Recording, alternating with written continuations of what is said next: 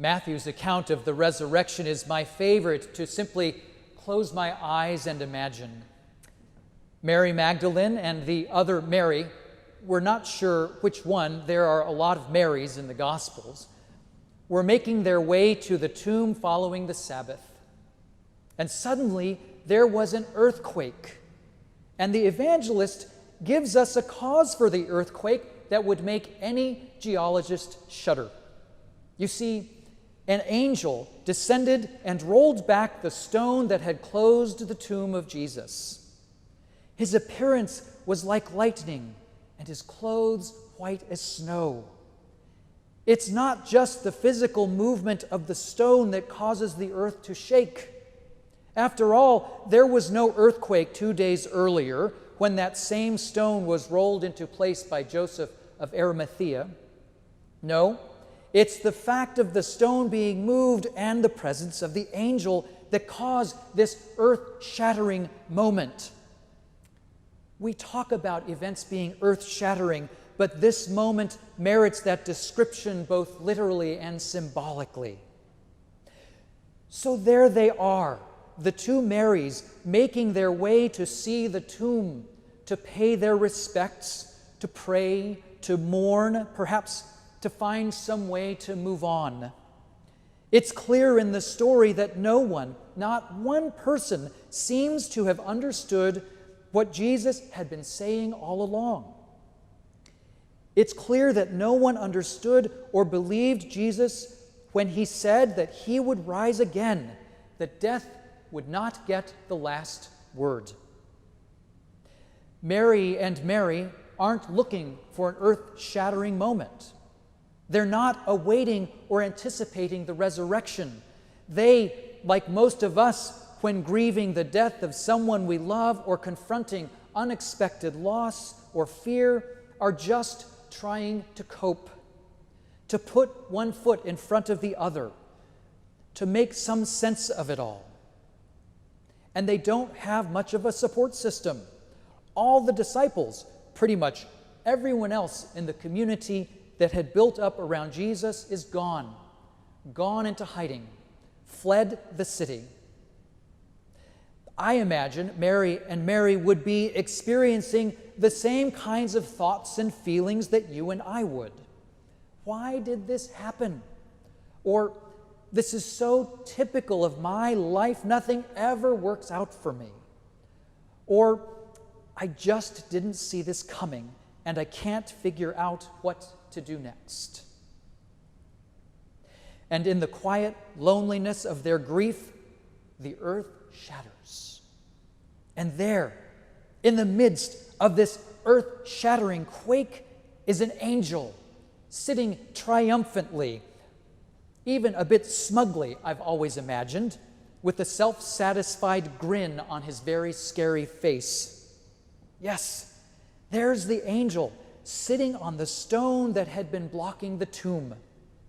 There also, in response to this earth-shattering moment, are the guards struck catatonic by what's happened. One scholar, Cameron Murchison, puts it this way: Matthew's core theological point is that there is no merely naturalistic way of speaking of the resurrection. This is not about human capacities or possibilities. It is wholly about God's capacity and determination. It is because God acts at that boundary of life we call death and does something altogether new. Angels and earthquakes are the inevitable elements of the resurrection narrative because that is the only way Matthew can make clear that we are confronted with God's possibilities, not our own. So now, in addition to being deeply sad, the Marys are understandably struck by fear. As the Marys stand there in their grief and their fear, as if the amazement of the earthquake and the angel isn't enough, the angel reassures them and says, "Do not be afraid. He is risen." I'll tell you, fear must be a normal part of a life of faith because Jesus and angels say fear not all too often in the Scriptures. Another writer, Martin Koppenhaver, says, when the angel says, "Do not be afraid," or when Jesus says, "Fear not," it is not assurance that nothing can go wrong, because often things go wrong. It is not assurance that everything turns out for the best, because if we're honest about it, it seldom does. Rather, it is assurance that whatever may happen to us, whatever a day may hold, God has the power to strengthen us and uphold us. That whatever we must face, we do not face it alone. That nothing we encounter is stronger than God's love. That ultimately, God gets the last word. That in the end, and sometimes even before the end, God's love is triumphant.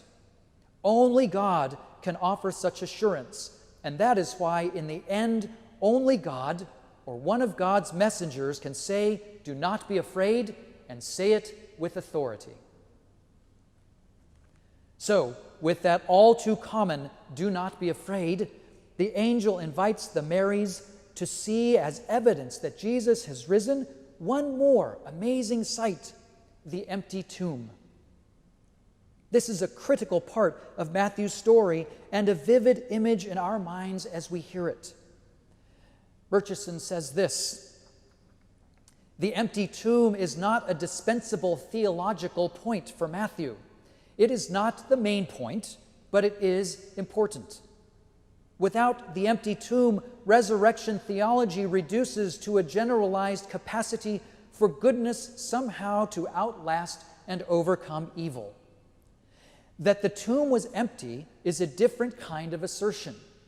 It says that God has acted to overcome the hurt and harm to Jesus.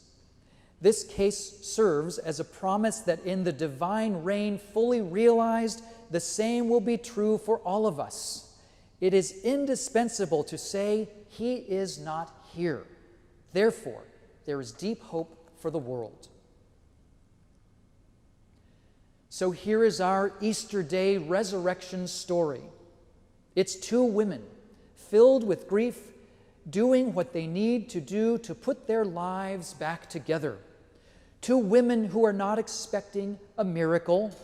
Two women who experience an earth-shattering moment, who are filled with fear and who see emptiness when they arrive.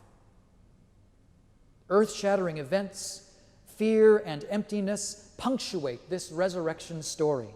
In fact, for the evangelist, there is simply no way to tell of or to know or to experience the resurrection of Jesus without them. Upending events and fear and emptiness hold something special for Christians this day. In the unexpected events, the darkness of fear and the distant emptiness we all know far too well, our risen Lord comes in triumph to fulfill his promised kingdom. In those three key elements, we come face to face and heart to heart and soul to soul with the three most important words of our faith. Christ is risen.